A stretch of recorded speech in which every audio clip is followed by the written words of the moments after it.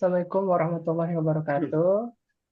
Saya dan teman-teman saya ingin mempresentasikan proyek akhir APPL. Di sini bertemakan aplikasi donasi barang bekas. Aplikasi ini merupakan platform digital yang memfasilitasi proses donasi barang bekas layak pakai secara efisien dan terstruktur. Donatur dapat dengan mudah memposting barang yang ingin disumbangkan dengan deskripsi, kondisi foto, dan lokasi penjemputan. Penerima donasi dapat menelusuri daftar barang yang tersedia dan mengajukan permintaan terhadap barang yang diinginkan. Secara default, barang donasi diambil langsung oleh penerima ke lokasi donatur, namun aplikasi juga menyediakan opsi pengiriman melalui mitra logistik bagi donatur atau penerima yang membutuhkan layanan antar dengan metode pembayaran yang dapat dilakukan di awal atau COD. Untuk menjaga transparansi dan keefektifan sistem, penerima donasi wajib melengkapi data profil seperti nama, nomor telepon, email, dan alamat. Proses mencocokkan donasi akan mempertimbangkan lokasi dan kebutuhan penerima. Tujuan aplikasinya, yang pertama itu untuk mempermudah proses donasi barang bekas secara online dan terstruktur, meningkatkan distribusi barang layak pakai kepada penerima yang membutuhkan, memberikan solusi logistik terintegrasi sebagai opsi tambahan untuk pengiriman donasi, menumbuhkan budaya berbagi dan kepedulian sosial berbasis teknologi. Yang kelima, fitur utamanya, yang pertama ada registrasi akun oleh pengguna, yang kedua login menggunakan email atau password, menampilkan feed daftar barang donasi, melihat detail barang donasi, menulis komentar pada postingan donasi, lalu konfirmasi permintaan donasi oleh penerima, menampilkan lokasi donatur dengan web service, pilihan metode pengambilan barang, mau ambil atau menggunakan kurir. Ya, selanjutnya koordinasi waktu penjemputan melalui fitur chat, konfirmasi barang telah diterima secara langsung oleh donatur, pemesanan layanan kurir oleh penerima donasi, menampilkan estimasi ongkos kirim dan waktu pengiriman, pembayaran ongkos kirim, terus tracking status pengiriman secara real time, konfirmasi barang telah diterima via kurir, eh, notifikasi status donasi dan pengiriman, dan riwayat transaksi donasi. Selanjutnya akan dilanjutkan oleh teman saya. Oke, baik atas. Terima kasih atas waktunya dari Mas Harjo. Di sini saya akan melanjutkan materinya, di mana yang pada bagian dokumentasi, wawancara, dan hasil analisis wawancara. Kondisi saat ini dan kondisi yang diharapkan. Di mana kondisi saat ininya, seseorang yang ingin mengupgrade barang lamanya sering menghadapi masalah keterbatasan ruang. Barang lama tersebut sudah tidak dibutuhkan lagi, dan ia berniat memberikan kepada orang yang membutuhkan. Namun, memiliki kendala, ia tidak tahu harus memberikannya kepada siapa. Jadi di sini kondisi yang diharapkannya, dengan adanya aplikasi kita ini, yang bernama donasi barang bekas, permasalahan ini dapat diselesaikan dengan mudah. Donatur dapat dengan cepat dan praktis memberikan barang yang tidak lagi dibutuhkan, sementara penerima yang membutuhkan barang tersebut dapat menemukannya dengan tepat sasaran. Dari hasil wawancara kami menyusun beberapa pertanyaan yang pertama, apa sih kendala Anda dalam menaruh barang yang sudah tidak terpakai? Jawaban dari hasil wawancara, kendala dia dalam menaruh barang yang sudah tidak terpakai adalah ruang dan tempat yang sempit. Yang pertanyaan kedua, ketika memiliki barang yang masih bagus namun sudah tidak digunakan, apakah Anda merasa kesulitan untuk mencari tempat atau pihak yang bersedia menerima donasi barang tersebut? Jawaban dari si wawancara, ya, karena belum banyak lembaga yang bisa menerima barang bekas yang masih layak dipakai. Pertanyaan selanjutnya, apa sih yang biasanya Anda perhatikan sebelum memutuskan untuk memberikan barang donasi? Jawaban dari pewawancara yaitu cek kualitas barang orang yang menerima barangnya.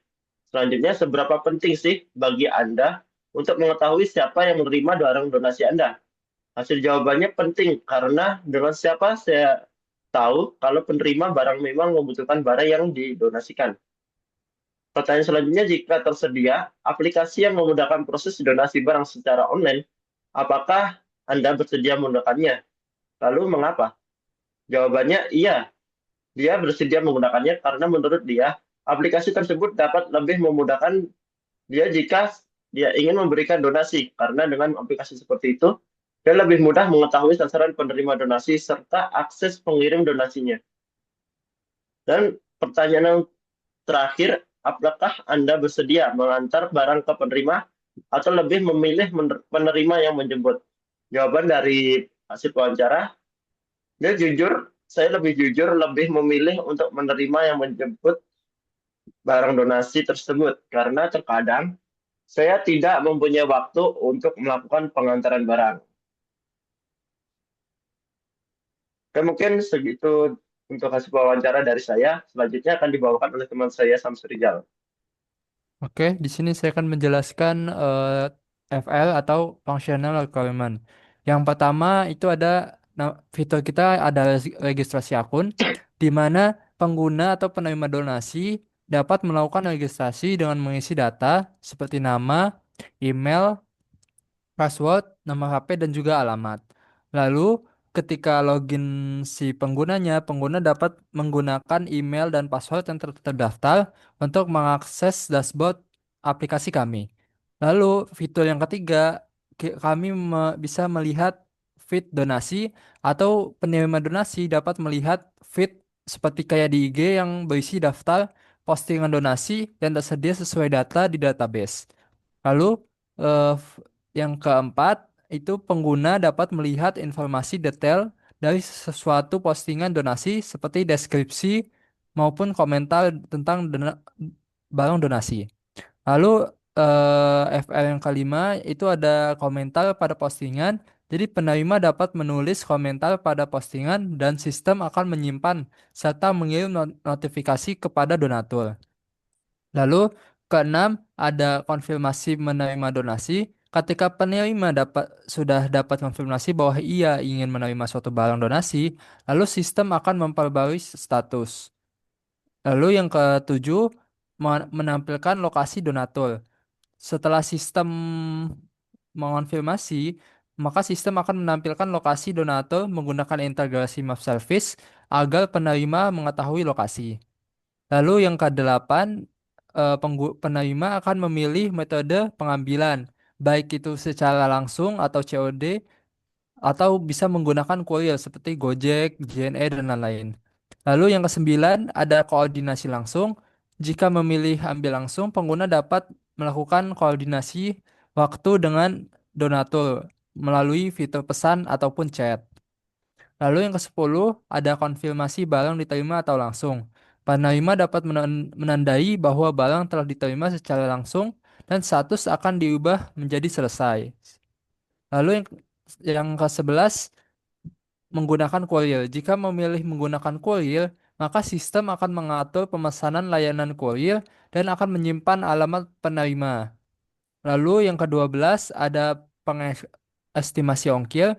Jadi sistem akan menampilkan estimasi biaya dan waktu dari kurir saat melakukan pengiriman barang donasi. Lalu yang ke-13 ada pembayaran ongkir, di mana ketika penerima dapat mengonfirmasi dan membayar ongkir, maka layanan pengiriman barang akan mengirim barang dan juga untuk donatur. Lalu ada ke-14 ada tracking pengiriman di mana sistem memberikan notifikasi real time status pengiriman seperti pick up dalam perjalanan dan apabila sudah sampai tujuan seperti Gojek. Lalu yang terakhir ada konfirmasi barang diterima di mana ketika penerima menandai bahwa barang telah diterima via kurir, maka sistem akan memperbaharui status menjadi selesai.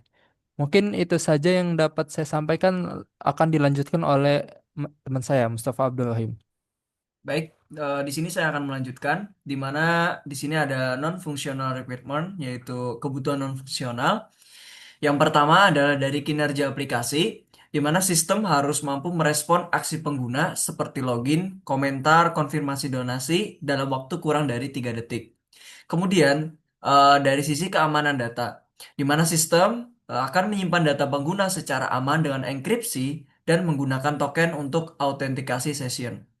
Kemudian ada dari kebutuhan real-time notification, di mana sistem harus mendukung notifikasi real-time untuk komentar, status donasi, dan update kurir. Kemudian ada kebutuhan untuk integrasi eksternal, di mana aplikasi harus terintegrasi dengan map service seperti Google Maps dan jasa kurir dengan koneksi yang stabil. Kemudian kebutuhan dari sisi aksesibilitas, di mana aplikasi dapat digunakan di berbagai perangkat seperti website dan mobile dan mudah diakses oleh banyak pengguna. Kemudian ada dari kebutuhan untuk antar muka pengguna, di mana desain aplikasi harus intuitif dan mudah dipahami oleh pengguna dengan navigasi yang konsisten dan juga responsif. Kemudian kebutuhan untuk kendala sistem, di mana sistem harus berjalan stabil selama 24 jam setiap seminggu dan mampu menangani hingga ribuan pengguna aktif sekaligus. Kemudian ada kebutuhan skalabilitas, di mana sistem dapat diskalakan untuk mendukung pertumbuhan pengguna dan juga transaksi. Kemudian ada dari kebutuhan pelacakan dan audit. Sistem akan menyimpan histori aktivitas pengguna dan pengiriman kurir untuk kebutuhan pelacakan dan evaluasi. Kemudian ada pemulihan kesalahan, di mana jika terjadi error pada sistem seperti crash atau kehilangan koneksi, sistem harus dapat memulihkan sesi pengguna tanpa harus kehilangan data-data yang penting. Oke, mungkin itu pada bagian FR dan NFR dan sebagainya. Kita akan lanjut untuk membahas diagram. Yang pertama di sini adalah use case diagram yang akan dijelaskan oleh teman saya Syamsul Rizal. Baik, saya di sini akan menjelaskan tentang use case diagram kami. Yang pertama tuh ketika donatur, pertama tuh donatur tuh bisa sign up, lalu login. Ketika di login, dia akan verifikasi data. Nah, itu menggunakan relasi include karena ketika kita login harus diverifikasi terlebih dahulu. Maka akan login ke sistem. Setelah itu ada juga relasi extend di mana ketika kita login, maka si donatur itu bisa lupa password atau mengganti password. Lalu donatur juga bisa membuat donasi, melihat donasi, lalu ketika melihat donasi bisa menambahkan komentar ataupun menerima donasi. Ketika menerima donasi, maka si donatur ini akan memilih metode pengiriman yang akan dikirim. Lalu eh, di terakhir donatur akan bisa mengedit status dari donasi yang sudah dibuat. Lalu untuk dari si penerima itu pertama ada sign up juga, login sama yang relasinya menggunakan include untuk verifikasi data dan juga extend untuk lupa password. Lalu si penerima bisa melihat donasi, si peng- si penerima ini bisa memberi komentar terhadap donasi itu tersebut. Mungkin itu saja yang use case. Lanjut ke kelas diagram. Nah, di sini pertama di kelas diagram ada user, di mana eh, ada relasi dari user ke donatur dan juga penerima donasi menggunakan relasi generalisasi di mana ketika atau inheritance di mana ketika si user login dia bisa menjadi donatur maupun penerima donasi. Lalu untuk dari segi donatur itu ke bisa ke donasi. Kat- Si donatur ini bisa mengupload barang dan juga cek penerima barang metodenya. Lalu untuk relasi dari donatur ke donasi itu s- satu donatur bisa banyak donasi. Sedangkan satu donasi itu hanya bisa satu donatur. Untuk eh, eh, isi donasi itu bisa ID donasi, judul, deskripsi, kondisi, foto, status, tanggal upload, dan juga untuk metodenya bisa metode pengambilan. Lalu setelah itu dari donasi nyambung ke permintaan donasi, yang dimana relasinya itu satu ke banyak. Sedangkan dari permintaan donasi hanya bisa satu donasi. Untuk isi dari permintaan donasi itu ada pertama ID ID permintaan di mana ID yang sudah dibuat maka akan dibuat jadi integer. Lalu ada tanggal permintaan, status, lalu untuk metode dari permintaan donasi itu bisa buat permintaan dan juga pilih metode pengambilan. dan juga ataupun batalkan permintaan. Lalu setelah permintaan donasi nyambung ke penerima donasi terlebih dahulu. Jadi penerima donasi itu metodenya bisa menerima barang maupun mengambil barang. Untuk korelasinya dari penerima donasi ke permintaan donasi itu satu penerima donasi bisa banyak permintaan, sedangkan satu permintaan donasi hanya bisa menerima satu penerima donasi. Lalu un- eh, ada permintaan donasi ke metode pengambilan, di mana relasinya itu satu ke satu, karena satu permintaan donasi hanya bisa satu metode pengambilan, yang di mana metode pengambilan ini berisi lokasinya dan juga kurir. Lalu untuk metodenya bisa ambil maupun kirim. Lalu ketika si metode pengambilan itu memiliki kirim, maka dia akan menyambung ke pembayaran, di mana untuk relasi dari metode pengambilan ke pembayaran itu satu ke satu. Yang dimana isi dari metode apa pembayaran itu bisa berupa ID pembayaran, ID permintaan, di mana si permintaannya itu akan disimpan ID-nya, maka akan disimpan di pembayaran juga. Lalu ada metodenya, jumlahnya, dan juga statusnya apabila sudah membayar ongkir. Lalu setelah itu si pembayaran akan terhubung ke dalam kurir, di mana untuk relasinya itu satu ke satu, di mana kurir itu memiliki isi ID pertama, yang kedua tuh ada ID pembayaran, di mana sebelumnya ID pembayaran itu akan disimpan ke kurir. Lalu ada nama dari si kurirnya dan juga nomor kontak si kurir. Lalu untuk metodenya, si kurir ini bisa mengambil barang ataupun mengirimkan barang yang sudah dari donasi. Mungkin itu saja yang dapat saya sampaikan. Untuk activity diagram akan dilanjutkan oleh Mas Reno. Oke, baik. Sekarang saya akan lanjutkan pada bagian activity diagram. Di bagian activity diagram ini terdapat tiga, yaitu donatur, penerima, dan admin. Di mana bagian donatur itu memulai start dengan melakukan registrasi terlebih dahulu, lalu lanjut ke login, sebelum lanjut ke bawah dong, Jel. Masuk ke bawah. Nah, sebelum lanjut ke mengupload barang, maka datanya akan dicek terlebih dahulu. Jika belum memiliki data, maka dia akan disuruh registrasi. Kalau sudah memiliki data, maka dia akan lanjut lanjut ke bagian upload barang donasi. Kemudian setelah mengupload barang donasi, lanjut ke input deskripsi dan foto barang. Lalu memosting barang, kemudian menunggu permintaan dari si yang didonasikan. Lalu hubungan ada permintaan barang, jika ya, maka ke atas aja, di zoom kecil aja, zoom kecil aja. Nah, setelah menunggu permintaan, maka menunggu konfirmasi dari penerima. Lalu mengajukan permintaan, menunggu konfirmasi donatur. Jika disetujui, maka eh, lanjut ke pilih metode pengambilan, yang dimana metode terdapat dua, kurir sama langsung.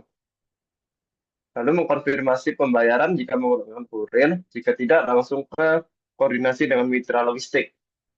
Lalu pengambilan barang, kemudian melakukan pengiriman barang, lanjut ke penerimaan barang, kemudian update status pengiriman, lalu memunculkan notifikasi pada donatur, terakhir simpan riwayat, lalu selesai. Kemudian lanjut ke sequence diagram yang akan dibawakan oleh teman saya. Baik, selanjutnya di sini adalah sequence diagram dari sisi penerima donasi. Di mana yang pertama, di sini terdapat dua aktor, yaitu penerima donasi dan donatur. Kemudian di sini ada database, ada aplikasi donasi, yaitu sebagai UI-nya. Kemudian ada map service dan ada jasa kurir, yaitu adalah mitra untuk pengiriman. Pertama, penerima donasi atau user akan membuka aplikasi dan melihat feed yang mana akan ditampilkan oleh aplikasi donasi. Kemudian aplikasi donasi akan mengambil data postingan ke database dan database akan mengirimkan data postingan. Kemudian dari aplikasi donasi akan menampilkan postingan donasi. Tampilannya mirip-mirip seperti feed Instagram atau Facebook. Kemudian user akan membaca detail postingan donasi, kemudian akan menuliskan komentar jika user ingin berkomentar. Kemudian jika user berkomentar, maka dari aplikasinya akan menyimpan komentar tersebut ke database. Oke, kemudian di sini adalah fase kedua yaitu untuk konfirmasi menerima donasi, di mana user akan mengklik tombol terima donasi yang kemudian dari aplikasinya akan memverifikasi dulu yaitu dengan mengecek status donasi apakah masih tersedia. Jikalau ternyata statusnya tersedia, maka dari database akan mengirimkan status donasi tersedia. Kemudian maka update statusnya menjadi donasinya menjadi dikonfirmasi. Kemudian dari database akan mengembalikan pesan yaitu status berhasil diupdate. Nah, kemudian di sini ada fase menampilkan lokasi donatur. Karena tadi user telah mengklik tombol terima donasi, maka dari aplikasinya kemudian akan merequest lokasi donatur yang akan dihubungkan dengan map service seperti Google Maps dan sebagainya. Kemudian dari aplikasi atau dari map service-nya akan mengembalikan data lokasi. Nah, yang kemudian akan ditampilkan dari aplikasinya ke user. Kemudian fase yang keempat yaitu ketika user memilih metode pengambilan. Jadi di sini ada dua metode pengambilannya, yaitu dia bisa menggunakan kurir atau dikirimkan, bisa juga mengambil secara langsung. Oke, di mana di sini terdapat beberapa proses ya. Yang pertama, di sini ketika user itu memilih pilihan untuk mengambil secara langsung, yang kemudian akan disimpan ke database. Setelah itu, maka ada notifikasi metode pengambilan dipilih, yaitu metode pengambilan untuk aplikasi donasi, metode pengambilan untuk penerima donasi mengambil secara langsung yang dihubungkan ke donatur. Yang mana donatur akan menerima notifikasi bahwa eh, penerima akan mengambil barangnya ke tempatnya. Nah, kemudian di sini ada koordinasi secara langsung, di mana koordinasinya itu dapat berupa chat atau pesan yang kemudian akan dihubungkan kepada donatur, sehingga ke kemudian user akan menerima balasan pesan dari donatur. Kemudian di sini ada penerima datang ke lokasi donatur. Setelah konfirmasi barang sudah diterima, kemudian update status donasi menjadi selesai, maka dari user, dari donatur akan diberikan notifikasi bahwa donasi telah selesai. Ini adalah proses ketika penerima sudah datang ke lokasi donatur. Kemudian di sini adalah proses di mana user memilih untuk menggunakan kurir atau dikirimkannya melalui jasa kirim. Oke, setelah dia memilih, maka dari aplikasinya akan menyimpan ke database untuk menyimpan pilihan metode pengambilan dari penerima atau user. Setelah disimpan, maka kemudian penerima harus menginputkan alamatnya, yang mana kemudian akan disimpan oleh aplikasi ke database. Setelah tersimpan, maka akan terjadi koordinasi dengan kurir. Setelah eh, setelah alamat dari user telah dikonfirmasi oleh aplikasi dan disimpan ke database, maka kemudian akan dihubungkan ke jasa kurir, yaitu di mana aplikasinya akan merequest pick up dan delivery ke jasa kurir. Kemudian setelah dikonfirmasi oleh jasa kurirnya, maka akan mereturn layanan dan estimasi biaya total, yang mana kemudian akan ditampilkan kepada user untuk menampilkan berapa estimasi biaya dan waktu yang dibutuhkan. Kemudian setelah mengkonfirmasi pembayaran ongkir, maka dari aplikasi akan menginformasikan kepada jasa kirimnya bahwa eh, order kurirnya itu dikonfirmasi. Setelah terjadi konfirmasi, maka eh, dari donatur juga akan diberitahukan bahwa eh, bahwa sudah dikonfirmasi untuk user atau penerima ini menggunakan metode pengiriman dengan menggunakan kurir yang kemudian setelah diinformasikan dan akan di pick up oleh kurir, maka akan mengembalikan lagi ke user bahwa kurir sudah dikonfirmasi. Selanjutnya adalah sequence diagram dari sisi donatur yang akan dibacakan oleh teman saya Ariko. Silahkan. Alright, di sini kita akan melihat sequence diagram dari sisi donatur. Pertama di sini si donatur akan mengklik yang membuka halaman aplikasinya. Lalu dia jika belum mempunyai pun dia registrasi terlebih dahulu. Setelah diregistrasi, sistem akan memasukkan data ke dalam database.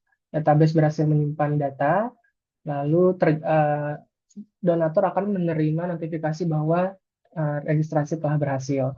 Setelah itu dia login sebelumnya seperti sebelumnya, memasukkan data-datanya, lalu diverifikasi oleh database. Setelah berhasil diverifikasi, ya donatur berhasil masuk ke halaman utama. Scroll ke bawah. Nah, di sini donatur akan mengupload barang yang ingin didonasikan. Dia akan mengupload barang, lalu data barang-barang tersebut akan disimpan di database. Setelah itu, database mereturn bahwa berhasil menyimpan data barang. Lalu terdapat melihat list barang yang sudah didonasikan. Di sini dia bisa meminta permintaan data barang apa saja yang sudah didonasikan oleh donatur sebelum-sebelumnya, lalu konfirmasi permintaan itu diterima database, lalu di-return untuk mengembalikan list data-data barang yang sudah didonasikan sebelumnya oleh donatur. Lalu di sini tertampilkan di halaman utamanya bahwa list-list barang yang sudah didonasikan oleh donatur. Oke, cukup segitu presentasi dari kelompok kami. Kurang lebihnya mohon maaf. Wassalamualaikum warahmatullahi wabarakatuh.